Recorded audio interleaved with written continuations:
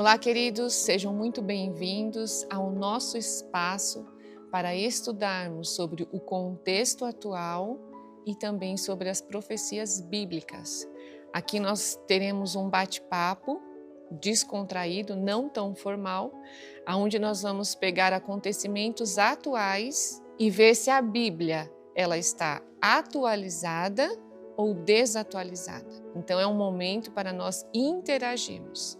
Você pode compartilhar esse conteúdo, pode tocar no sininho, pode curtir se você gostar, mas eu quero que você fique aqui conosco, onde teremos muitas lições e também aprendizados para o nosso dia a dia.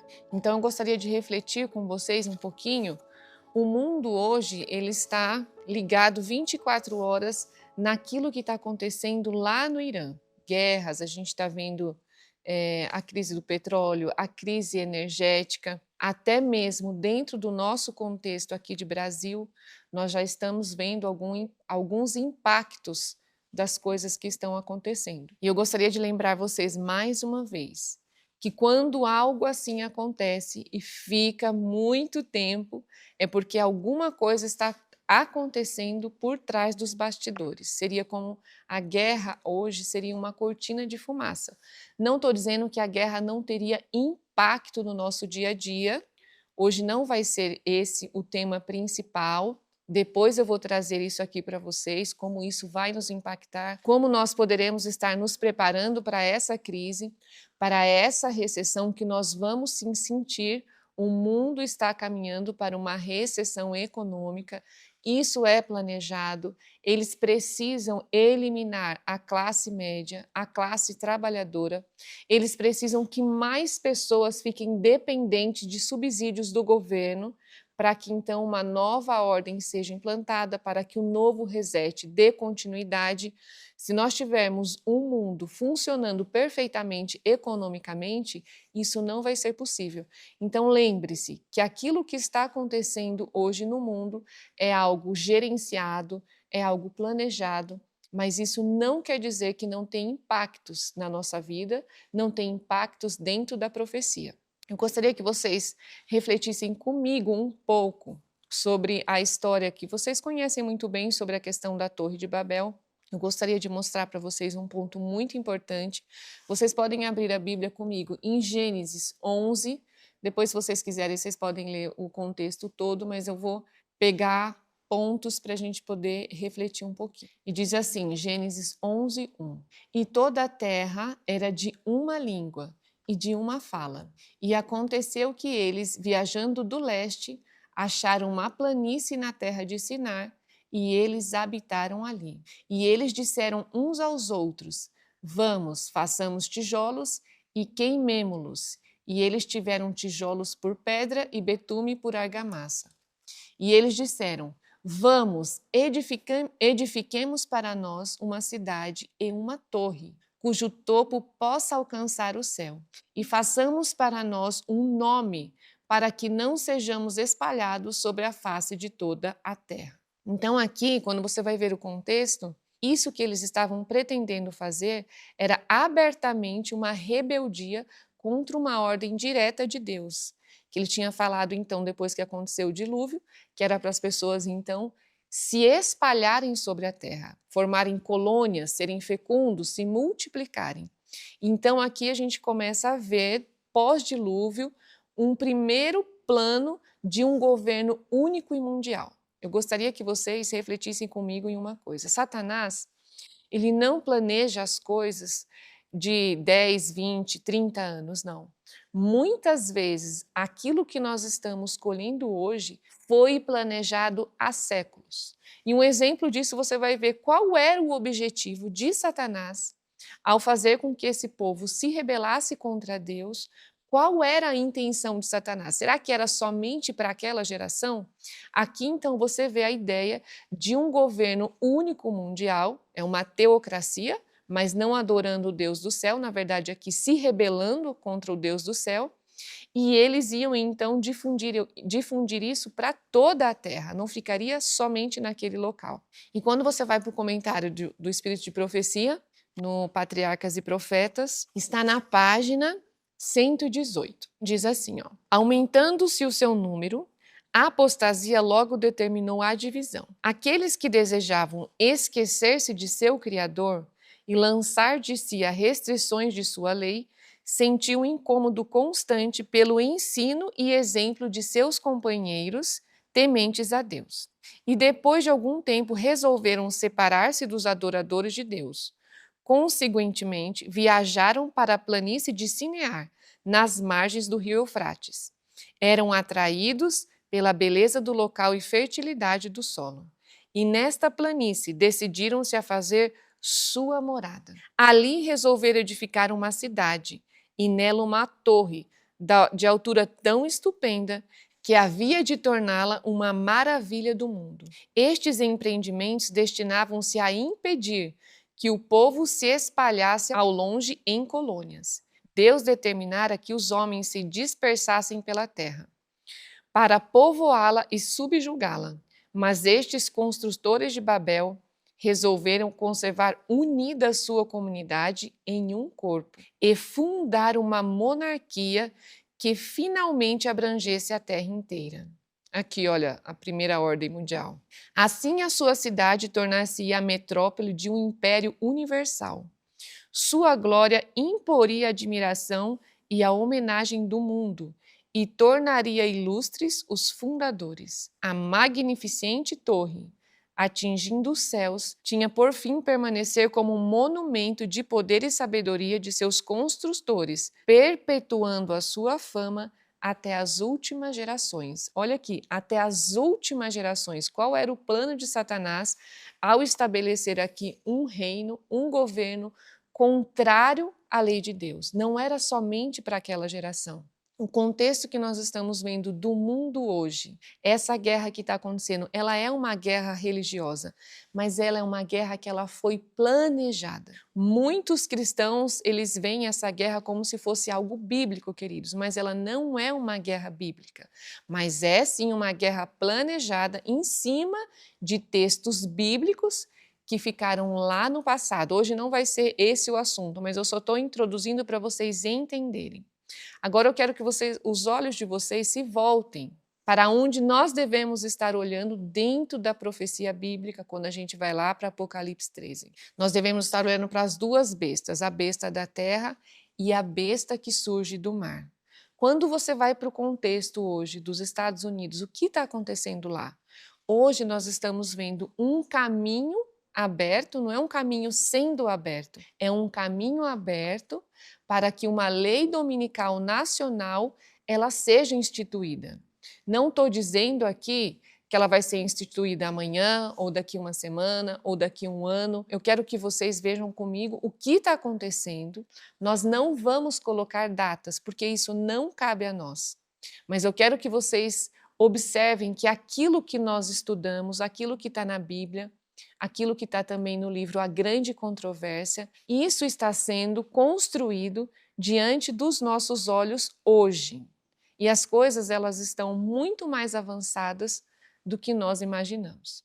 Então, o cenário do mundo, queridos, ao meu ver, isso agora na minha opinião, ele está pronto para receber o falso Cristo e para rejeitar a Cristo verdadeiro.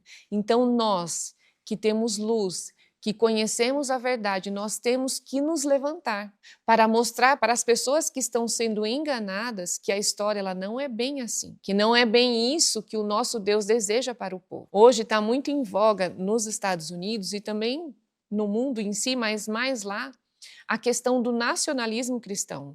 Eu tenho certeza que você que está me ouvindo, você provavelmente já deve ter ouvido alguma coisa em referência a isso, principalmente nos canais adventistas. O que a gente está vendo? Qual é o movimento que a gente está vendo dentro dos Estados Unidos? Várias igrejas unidas. Mas, Vânia, isso aconteceu agora? Não. Esse movimento vem acontecendo, instituições foram criadas, umas em 1934, outras em 1949. Esse movimento que nós estamos hoje, onde várias pessoas dentro do governo Trump se autodeclaram nacionalistas cristãos, queridos, isso não aconteceu do dia para a noite. Isso foi algo planejado. Como diz um ditado, inclusive um ditado aqui em Minas, comendo pelas beiradas. Não foi algo assim estampado, mas foi algo velado. E o nacionalismo cristão, ele vela o quê? A família, a moral, ele é contra a agenda woke, contra o aborto, contra o LGBT. Foi se introduzindo também a crítica racial, a gente tem aí o branco contra o negro, isso está voltando nos Estados Unidos. Então, nós temos hoje pessoas-chave dentro do Congresso americano, dentro do Senado, até nós temos até o secretário, que antes era o secretário de Defesa, hoje já é um secretário, foi mudado, né, secretário de Guerra dos Estados Unidos. Ele também é conservador, é nacionalista cristão, ele defende essa agenda. Mas, Vânia, o que é o nacionalista cristão? O que é o nacionalismo cristão? Porque se você está falando que ele defende a família, ele é contra o aborto, contra o homossexualismo, então ele é algo bom contra essa agenda de esquerda, agenda woke. Nós também não acreditamos nisso? Não é a mesma visão que nós temos? Quando você vai estudar a fundo, o que é o nacionalismo cristão, resumindo? Nada mais é do que um caminho aberto para que Roma possa governar através dos Estados Unidos. Hoje o discurso nos Estados Unidos, dessas pessoas chaves dentro do nacionalismo cristão, inclusive eles participam de muito podcast, um deles é o presidente da Câmara dos Estados Unidos hoje, que é o Mick Johnson. Ele vem trazendo um discurso, é um discurso até mentiroso, aonde ele fala que a emenda Johnson, quando ele escreveu nessa carta separando a igreja do Estado, que não era bem assim, que nós entendemos errado, ou seja, os americanos, as pessoas que legislaram nos Estados Unidos, ao manter a igreja separada do Estado, eles entenderam errado, que na verdade essa emenda Johnson era uma forma de proteger a igreja contra a autoridade do Estado. Sendo que quando você vai estudar sobre isso, queridos, ela deixa bem claro que não é para a igreja interferir no Estado e nem o Estado interferir na igreja. Na verdade, nós, adventistas do sétimo dia, conhecemos muito bem essa lei. E ela favorece o quê?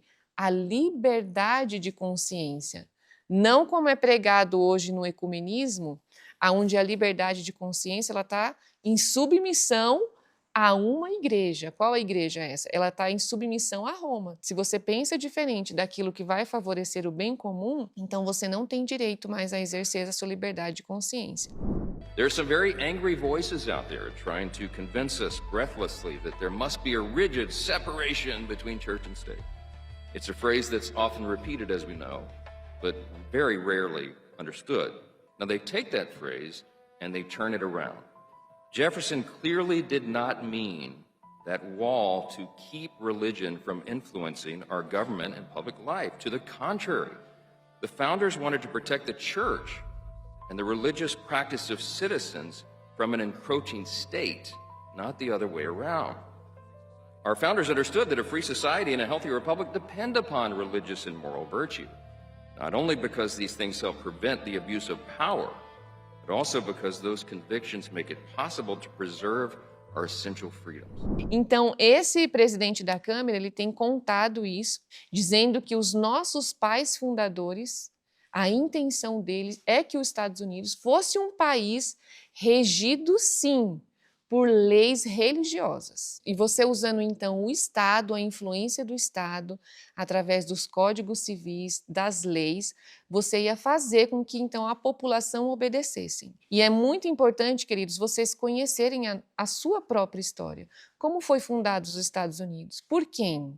Foi realmente pelos pais fundadores católicos? Quando você vai pesquisar na história, nós temos apenas um católico, que era a minoria, que assinou essa emenda, dando liberdade de consciência, fazendo com que os Estados Unidos fosse construído sobre a liberdade de consciência.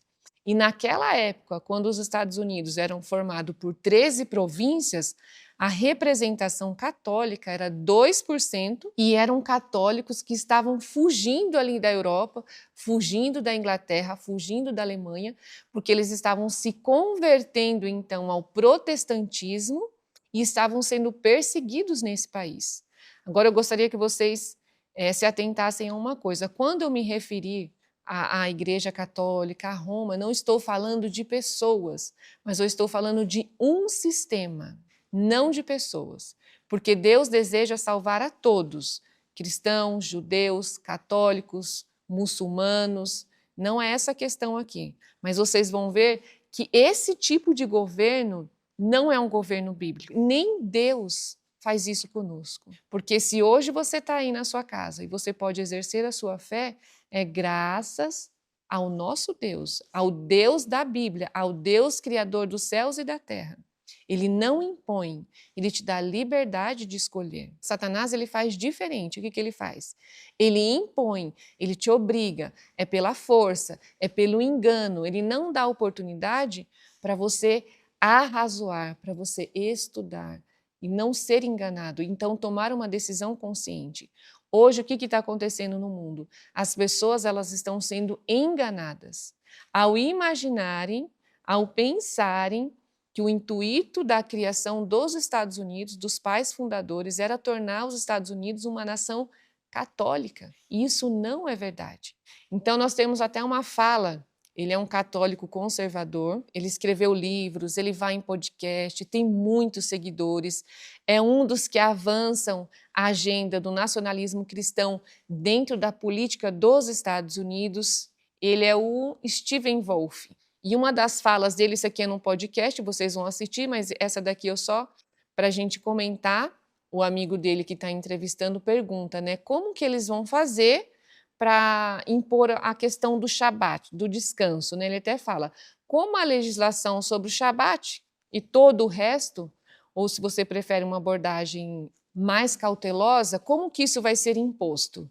E a resposta dele diz assim, ele falou assim, não precisa de uma maioria para impor essas leis que o nacionalismo cristão ele está determinando nos Estados Unidos como proposta, como Código Civil, para se tornar lei, para a população ser cobrada depois.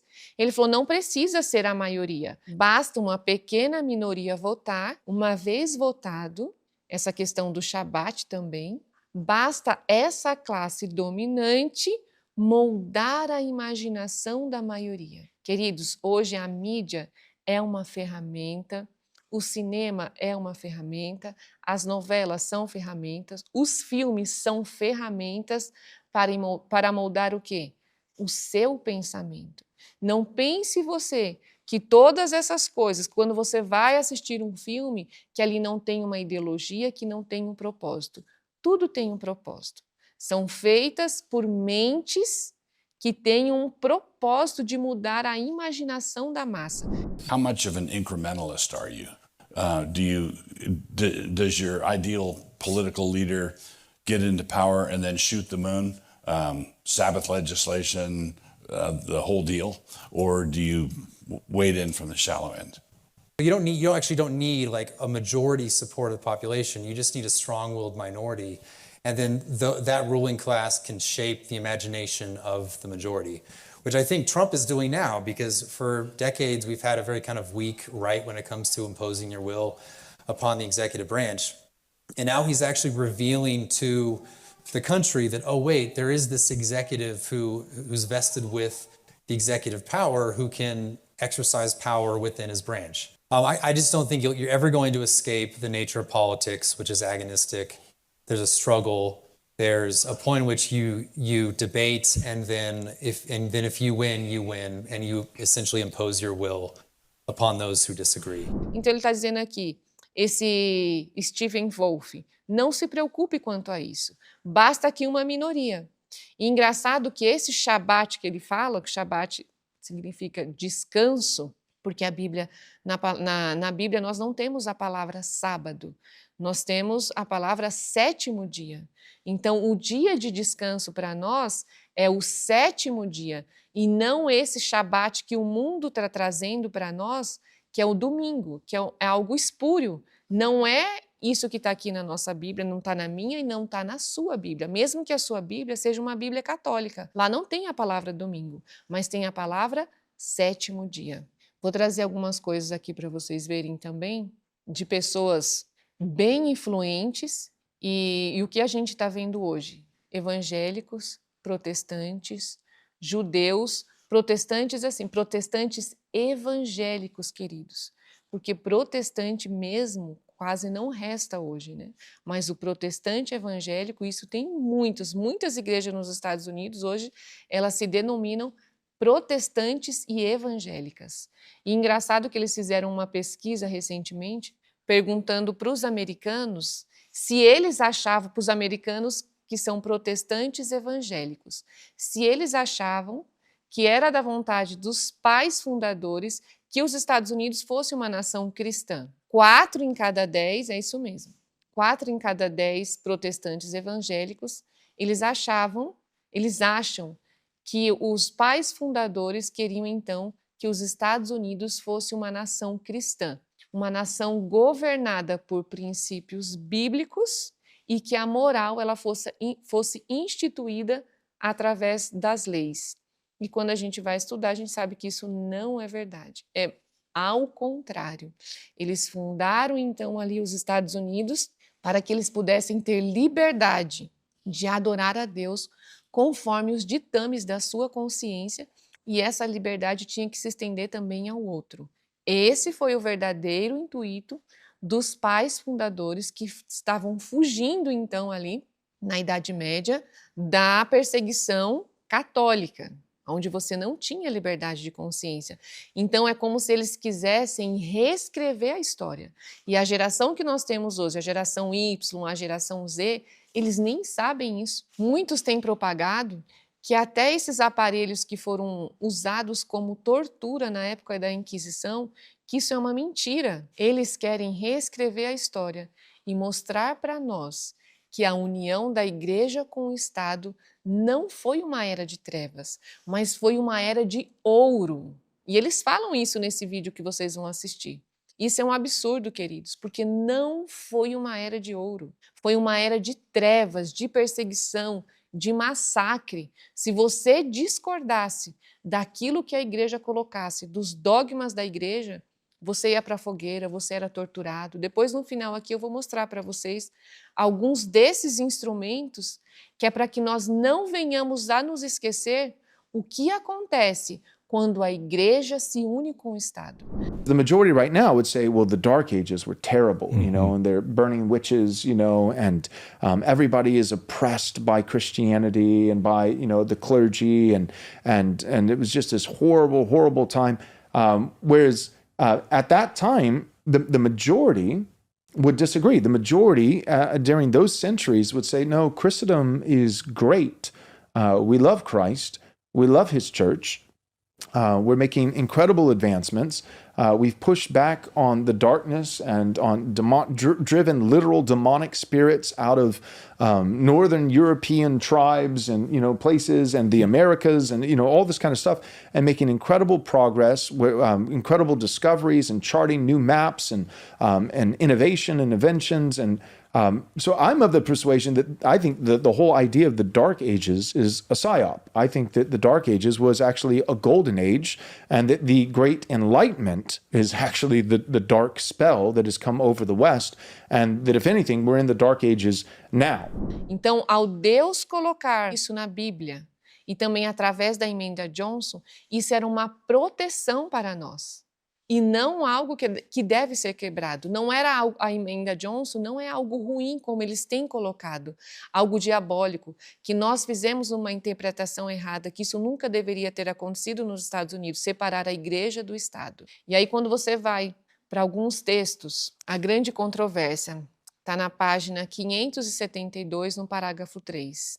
Olha, uma época de grandes trevas intelectuais, que foi essa Idade Média, a Idade das Trevas, né, de perseguição papal, demonstrou-se favorável ao êxito do papado. Provar-se ainda que um tempo de grande luz intelectual é igualmente favorável a seu triunfo. Nos séculos antigos, quando os homens estavam sem a palavra de Deus e sem conhecimento da verdade, seus olhos estavam vendados e milhares se enredavam, não vendo a cilada que lhes era armada sob seus pés.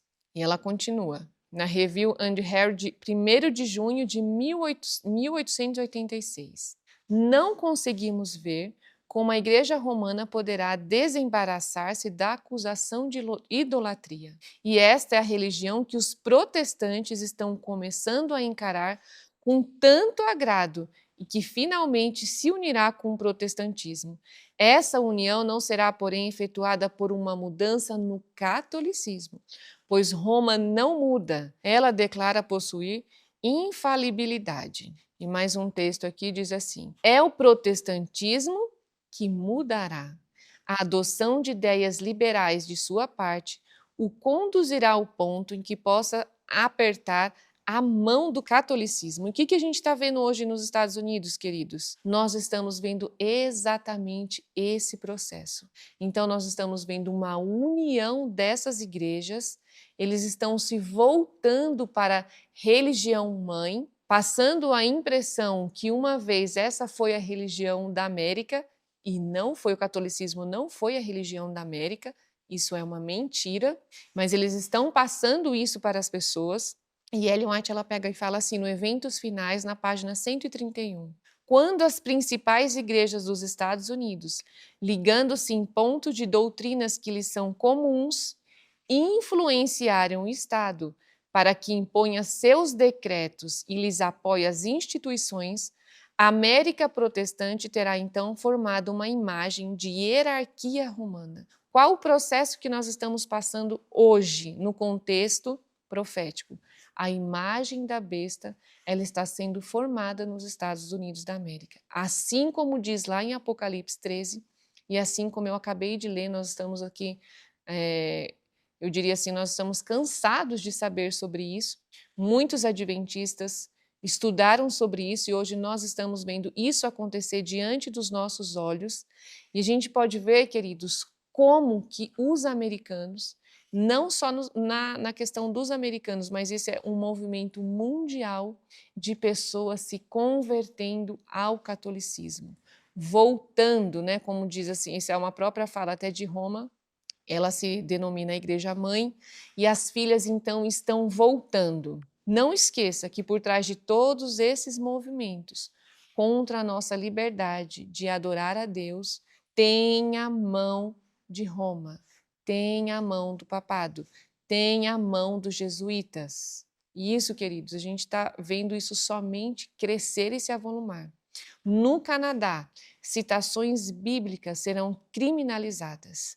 Ou seja, agora vai se tornar, já se tornou uma lei, aonde se eu estiver fazendo um proselitismo, isso lá nem é tão favorável, mas onde eu estiver ou pregando um discurso, ou mesmo falando dentro de um podcast, gravando um vídeo, se alguém se sentir ofendido por citações da Bíblia, isso vai ser considerado crime. Se eu ler algum texto aqui na Bíblia que fala que Deus não aceita as práticas homossexuais e um homossexual estiver me ouvindo no Canadá e ele quiser me denunciar, isso é considerado crime, um discurso de ódio. Mas quem é que vai fazer essa avaliação? Quem é que vai dizer se é um discurso de ódio ou não é?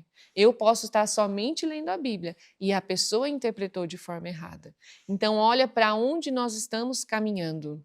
Agora nos Estados Unidos, no dia 17 de maio, o Trump, ele está convidando todos os americanos e também as pessoas de fora dos Estados Unidos para um evento onde ele quer dedicar novamente os Estados Unidos como uma nação sob Deus.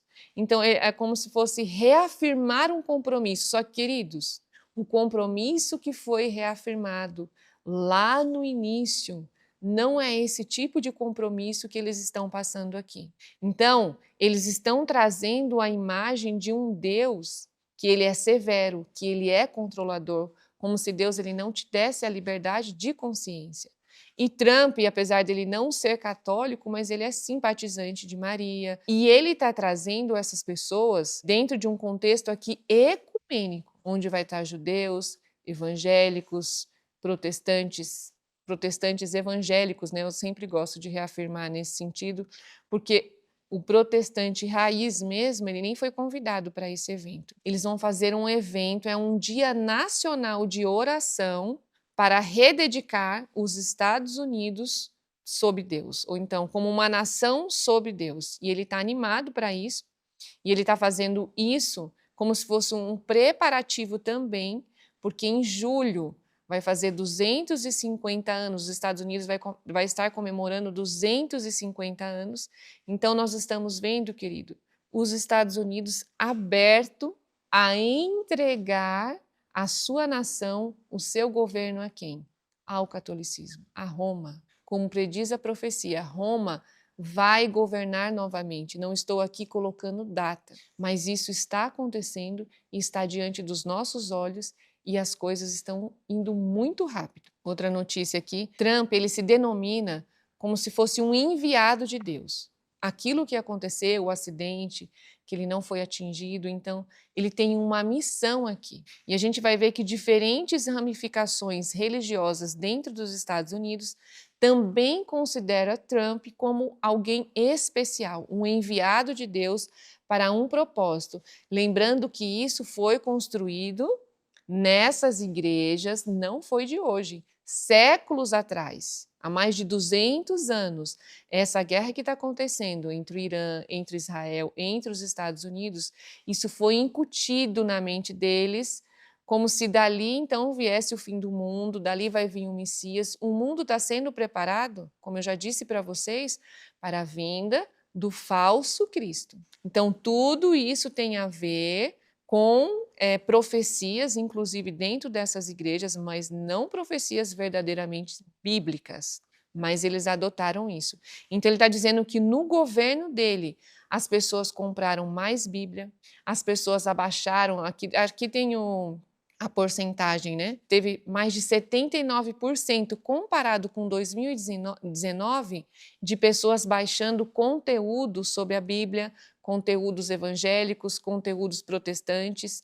50% comparado com 2019, onde eles baixaram conteúdos de música cristã, olha aqui o papel da música, e 41% agora aqui comparado com 2022, ou seja, no ano que nós estamos, 41% da população, 41% a mais de pessoas compraram Bíblias em referência a 2022. Então, nós estamos vendo que a população ela está buscando, ela quer saber sobre Deus. Muitas pessoas estão procurando também estudar sobre essa questão do Irã e Israel, se é algo bíblico, se não é bíblico. As pessoas elas estão se movimentando, elas estão sedentas.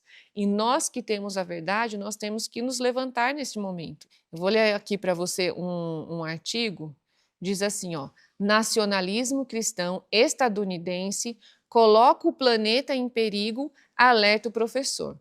Por que esse título, estadunidense? Porque a emenda Johnson, queridos, ela vem desse estado. Então eu vou abrir aqui para vocês, porque tem algumas coisas bem interessantes.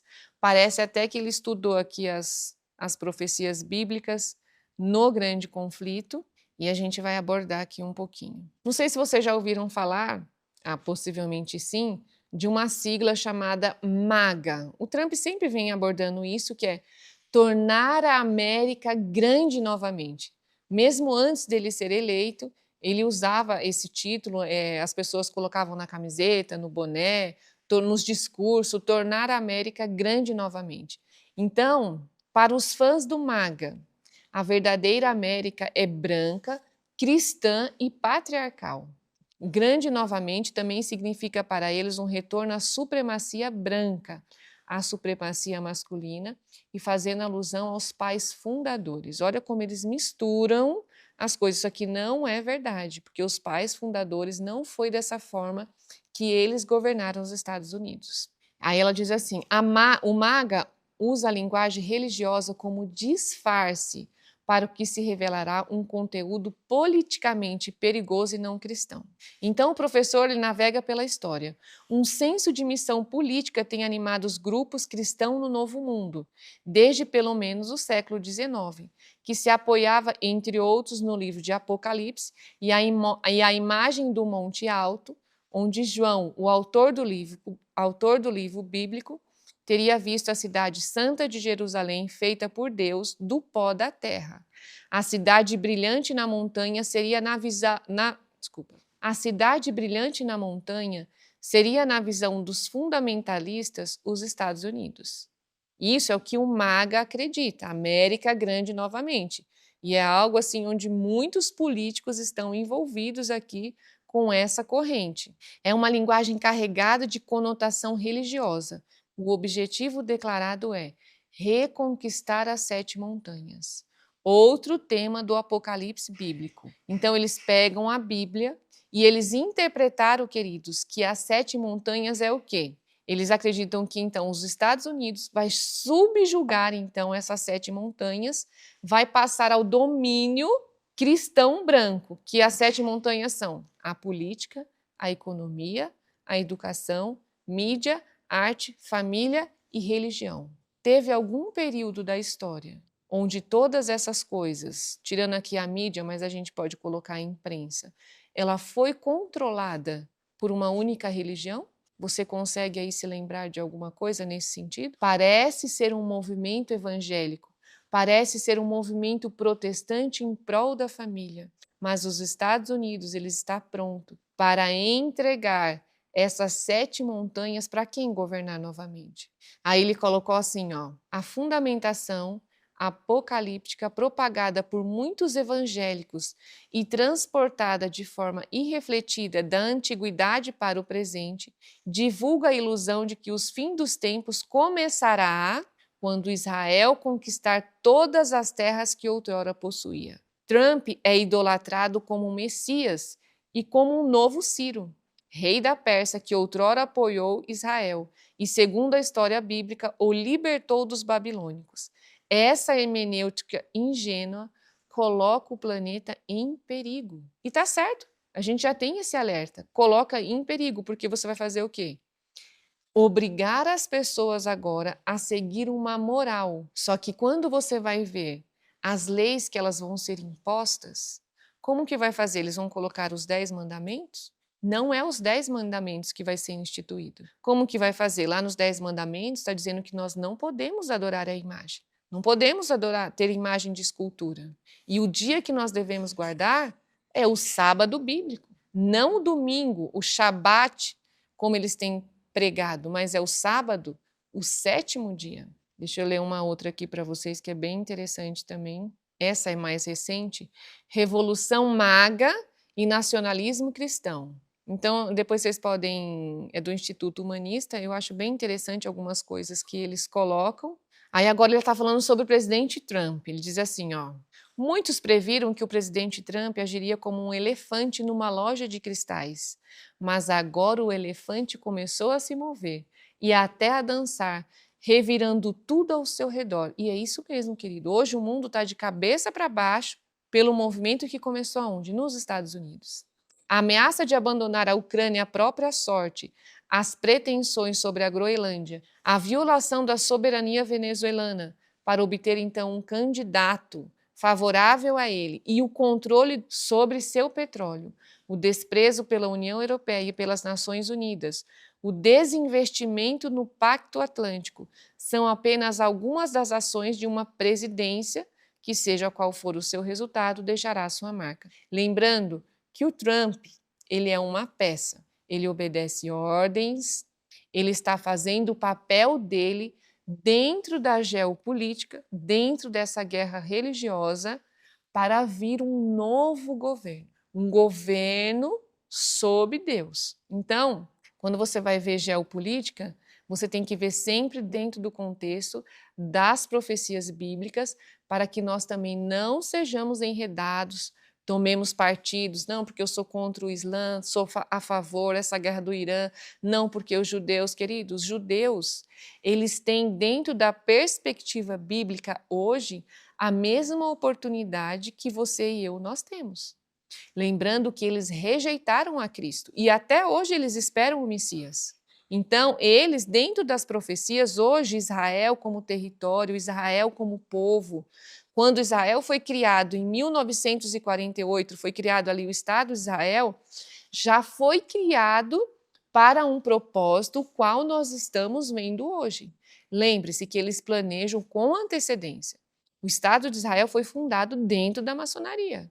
Jesuíta ali completamente envolvido na criação do Estado de Israel, justamente para hoje essas igrejas acreditarem que é uma guerra religiosa. E vem o Trump como o salvador da pátria. Aí ele coloca assim, outro fator atua nessa mudança histórica, que a Europa secularizada tende a subestimar, aquele de uma religiosidade nacionalista que celebra a primazia espiritual dos Estados Unidos e pretende reafirmar suas raízes cristãs. Nesse sentido, Trump não é apenas o comandante em chefe do maior exército do mundo, mas também o sumo sacerdote de um cristianismo estadunidense, ecumenicamente aberto aos católicos. Isso é alguém de fora comentando. Protestantes e todos os demais dispostos a abraçá-lo, capaz de reunificar a nação perante Deus, uma nação sobre Deus, 17 de maio. Então, 17 de maio está aí, um dia nacional da oração. E Trump criou um escritório da fé na Casa Branca, composto por pastores e pregadores, quase todos ligados ao fundamentalismo evangélico, liderado pela pastora pentecostal Paula White, que a gente sabe que ela é como se fosse o guru. Ela tem várias experiências místicas, ela tem uma influência predominante sobre Trump, e ela até fala, né, que aonde ela caminha na Casa Branca, Deus caminha com ela também. A pregação de Paulo White, queridos, ela está ligada ao chamado Evangelho da Prosperidade. Muitos de vocês já sabem sobre isso, né? Agora, outra coisa que traz aqui, ó, o outro braço operacional que a Casa Branca criou para gerenciar os assuntos religiosos é a Comissão para a Liberdade Religiosa. Lembrando que isso é ecumenismo. A questão de liberdade religiosa, queridos, ela não existe. Ela está sob o comando de alguém. Nós achamos que temos a liberdade religiosa, mas eu já falei para vocês, ouse pensar diferente do bem comum e você vai descobrir que aí onde você está, você não tem liberdade religiosa. A Comissão para a Liberdade Religiosa, composta por representantes do fundamentalismo evangélico, ortodoxos, católicos e judeus, não inclui nenhum representante das igrejas tradicionais, as denominações históricas do protestantismo nos Estados Unidos. Qual o principal objetivo desse órgão? Não sou eu que estou falando. É proteger aqueles setores das comunidades religiosas que contestam determinadas políticas educacionais e sociais consideradas liberais ou imorais. Ou seja, se eles é que vão avaliar o que é considerado moral ou imoral, queridos, aqui você vê o quê? A união da igreja com o Estado, a formação da imagem. Quando as principais igrejas nos Estados Unidos derem as mãos, que é o texto que eu li um pouquinho antes, nós estamos vendo isso acontecer. Então, elas que vão determinar, desde os serviços para interrupção da gravidez, agora excluídos da intervenção federal, até programas escolares sobre educação sexual, criacionismos e direitos LGBTQ+. Como é sabido, um dos pilares do liberalismo estadunidense é a primeira emenda da Constituição. O que é essa primeira emenda? Separação da igreja com o Estado. Então, eles estão fazendo o quê? Querendo unir novamente. Então, a primeira emenda da Constituição, que estabelece a separação entre a ação do Estado e aquela das comunidades religiosas, impedindo o Congresso de legislar com base em um princípio confessional. Queridos, isso é bíblico. Deus proíbe um Estado ele governar baseado em princípios religiosos. Confessionais aqui é um princípio religioso. É proibido. E a gente está vendo o que acontecer diante dos nossos olhos. Assim como aconteceu na época de João Batista, ali a gente tem uma representação de Herodes, Herodias e Salomé. A gente tem Herodes representando o Estado, Herodias, o poder religioso, e Salomé, a filha.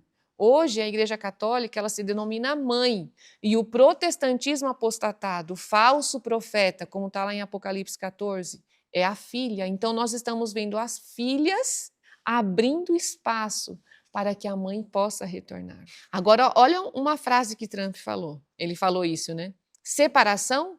Não sei se existe separação, comentou Trump na cerimônia de instalação da comissão, mas, por enquanto, se esqueçam dela.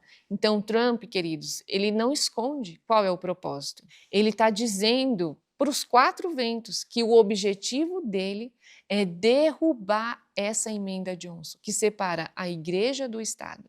E a gente está vendo isso só se avolumar. Só que tem um detalhe que compõe também essa comissão. A comissão é também composta por figuras próximas ao sionismo cristão. E, portanto, aquela leitura fundamentalista dos textos proféticos da Bíblia, que prefigura o confronto final entre as forças do bem e do mal, no cenário específico do Oriente Médio, traz novos argumentos teológicos para apoiar a política já marcadamente pró-israelense do governo Trump. Então, queridos, diante da revolução maga, muitos se sentem surpresos e perplexos, e alguns estão até fascinados. As igrejas estão divididas, e parte delas adere a um ecumenismo racionário cimentado por políticas em defesa da família tradicional, da homofobia, da islamofobia e da obsessão pelas migrações globais. Então, eles pegam pontos onde a maioria é favorável, é a tradição, é a cultura judaico-cristã, nós vamos trazer a moral. A América está nesse estado que está porque a imoralidade prevalece, a agenda woke, ela avançou com as políticas de esquerda. Então, a América hoje, ela clama por um salvador. E a população, queridos, as pessoas, não só nos Estados Unidos, mas fora dele também, estão esperando um salvador. E quem é essa figura? É o Trump. Então, isso foi construído. Veja que ele está ali cumprindo um papel. E isso não fui eu que escrevi, é do Instituto Humanista, muito bem colocado por esse professor. Ele é um professor alemão, onde ele está fazendo essa leitura, que se essa emenda Johnson ela for derrubada, queridos, nós veremos um caos.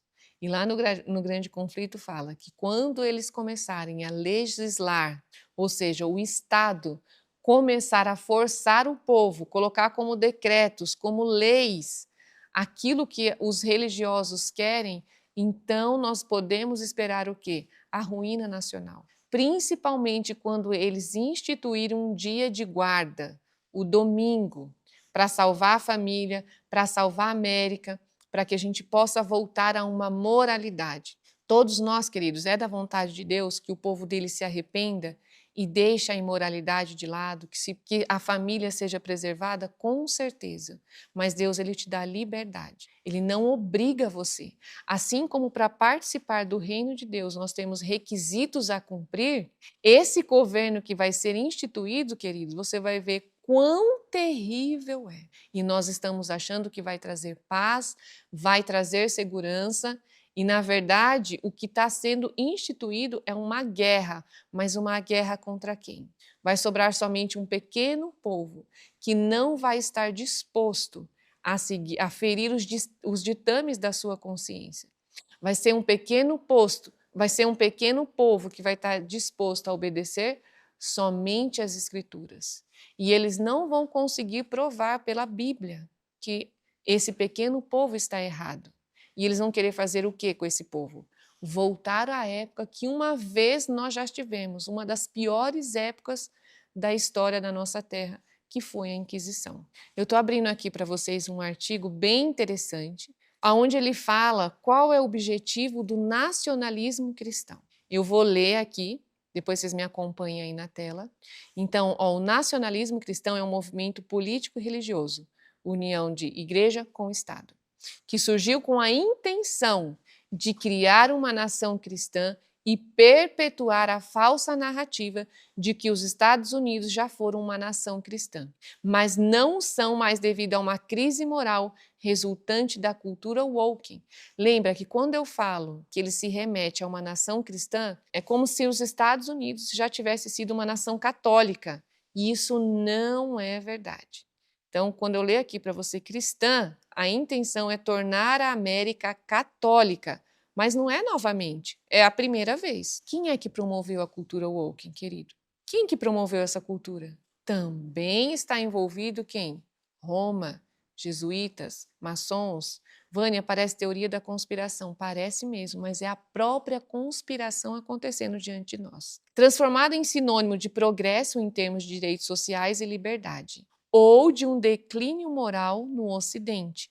Então você faz o pêndulo ir muito para a esquerda e aí você traz a direita para poder fazer o quê? Trazer esse pêndulo, então, aqui para o meio, trazer um equilíbrio. Então, você cria uma situação, mas você já tem uma solução. Este movimento tem o propósito específico de converter ou retornar, de acordo com as suas narrativas, os Estados Unidos em uma nação sob leis cristãs. Queridos, isso daqui é muito sério. É aquilo que nós temos pregado ao longo de mais de 150 anos e a Bíblia muito mais. Estou falando aqui na questão do espírito de profecia. Qual o objetivo do nacionalismo cristão? E muitas pessoas, elas não sabem. Tem muitas pessoas que elas não sabem. Tem pessoas que elas estão sendo enganadas, achando que essa agenda do nacionalismo cristão é algo bíblico e verdadeiro. E não é. Então, qual que é o objetivo deles? Trazer os Estados Unidos em uma nação sob leis cristãs, como resumiu o colunista do New York Times, David Frink. O problema com o nacionalismo cristão não tem nada a ver com o envolvimento cristão na política, mas com a crença de que os valores cristãos devem ter prioridade na política e na lei. Gente, isso daqui nada mais é do que aquilo que eu li no início aqui para vocês, que está no grande conflito. Olha aqui, a imagem da besta, queridos. Ela está se formando diante dos nossos olhos. Não há mais o que, eles vão dar a mão mais o quê? Eles já estão assim. A América está sendo preparada para 2028. O próximo presidente, queridos, ele vai ser católico, batizado. Na história dos Estados Unidos, nós só tivemos 2 presidentes católicos. O Kennedy, que foi morto, e o Biden, que foi o ano passado, antes do Trump. Agora, para 2028, há um movimento muito grande na América. Nós já temos um Papa americano e agora nós vamos ter, então, um presidente católico romano, porque o Trump, ele não é um presidente católico, ele é simpatizante. Então, queridos, eu gostaria de ler mais uma vez com você o texto para ver onde nós estamos no movimento profético, dentro da profecia. Mais uma vez eu vou ler para vocês eventos finais. Quando as principais igrejas dos Estados Unidos, ligando-se em pontos de doutrinas que lhes são comuns, influenciarem o Estado para que imponha seus decretos e lhe apoie as instituições, a América protestante terá então formado uma imagem da hierarquia romana. Eu penso que nós estamos muito próximos de uma lei dominical. Nós estamos muito próximos, queridos, de ver Jesus voltar. Não quero aqui, mais uma vez, já falei para vocês, não quero marcar datas, mas quando nós vemos estas coisas acontecendo, não é para nós nos alarmarmos no sentido de não nos desesperarmos, mas de nos levantarmos com essa verdade, de falarmos para as pessoas que essa não é a vontade de Deus, que quando isso aconteceu, a união da igreja com o Estado, nós tivemos 1260 anos de trevas. Vou mostrar aqui para vocês alguma das ferramentas que eles usaram nessa época. Isso daqui chama o berço de Judas.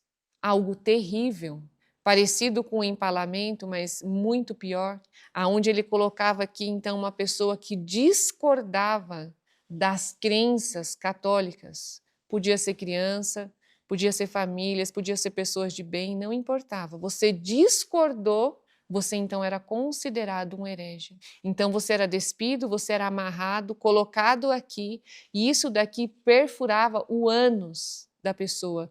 E você ficava sentado, como você está vendo nessa imagem, e o seu peso, cada vez você ia descendo mais, e isso ia perfurando os seus órgãos internos.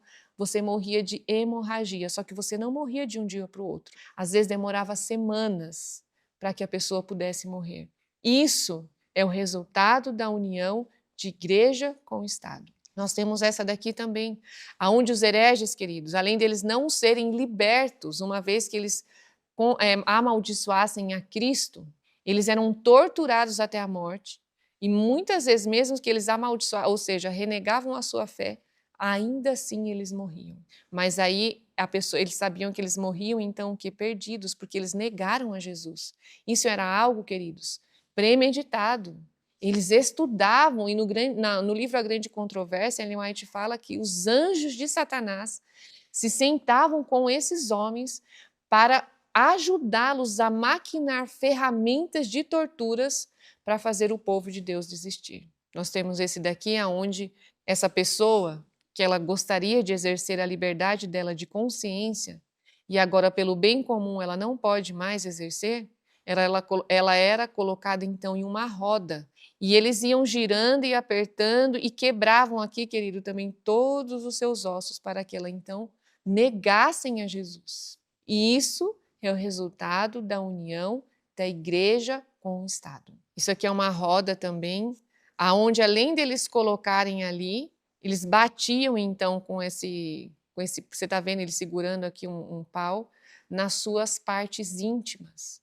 E todos esses que vocês estão vendo aqui, queridos, eles não eram criminosos, não eram a escória da sociedade, eram pessoas de bem, que tinham famílias, pessoas tementes a Deus, que começaram a descobrir que a religião que eles seguiam não era a religião bíblica. Então nós estamos voltando hoje numa era intelectual, onde a Bíblia você pode adquirir em qualquer lugar, numa livraria, pela internet.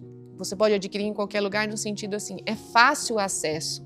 A maioria dos países tem essa liberdade. Eu sei que muitos não têm, mas a maioria tem.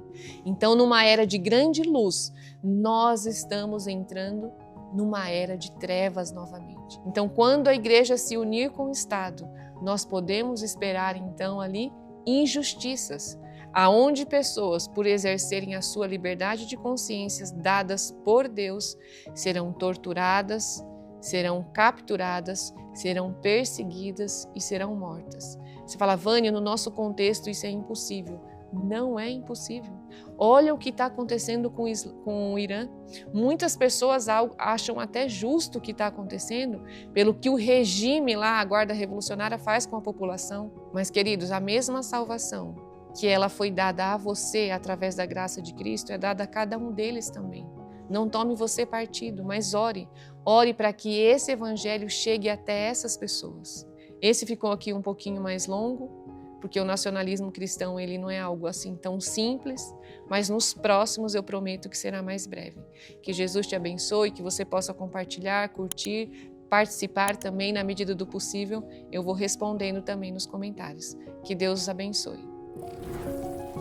IAG, juntos avançaremos.